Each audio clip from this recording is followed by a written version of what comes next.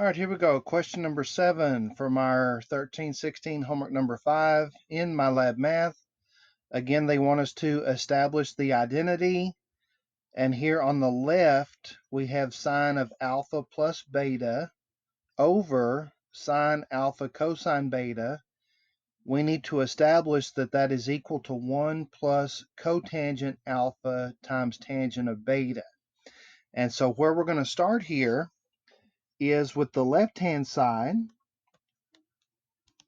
We've got sine of alpha plus beta all over sine alpha cosine beta.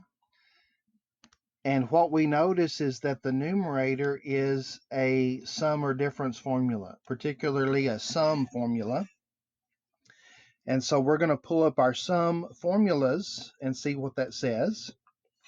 Right here it says sine of alpha plus beta is sine alpha cosine beta plus cosine alpha sine beta. And then we're going to apply that identity, okay? So we're going to have sine alpha cosine beta plus cosine alpha sine beta as our numerator now, all over sine alpha cosine beta. And then if we look at our answer choices, it appears that A has the correct setup for the first step, except this is cosine alpha, so that's not correct, okay? Okay, what about C? Sine alpha cosine beta plus cosine alpha sine beta, okay, so C looks to be correct. It can't be D because that's a minus sign. And it can't be B because they're cosine, cosine, sine, sine. That's a sum or difference for cosines, not sines. So it looks like answer choice C is correct, and I do want to show how they get the rest of these steps here. If you've got a fraction that has a binomial numerator, what that means is it means that there's two terms in the top. Then with the monomial denominator, one term in the bottom, you can separate that into individual fractions.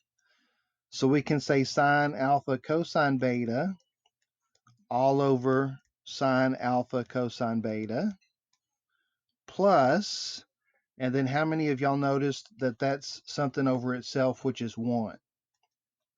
Okay, plus. Then we can have cosine alpha sine beta all over, and then I'm going to switch the order here. Remember, multiplication is commutative. Order doesn't matter. I'm going to say cosine beta sine alpha. Okay, maybe I don't want to do that. Upon second thought, I want to leave it sine alpha cosine beta. Okay, here's why.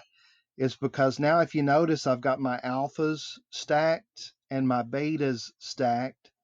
And so that means I can look at this as individual fractions that'll be multiplied. So cosine over sine, that's cotangent. Sine over cosine is tangent.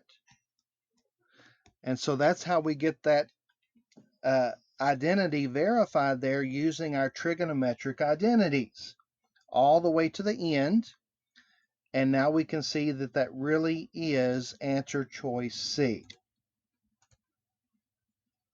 Man, I hope that was helpful. If you have any questions or comments, feel free to leave those in the comment section below, or you can text me. And thanks for watching.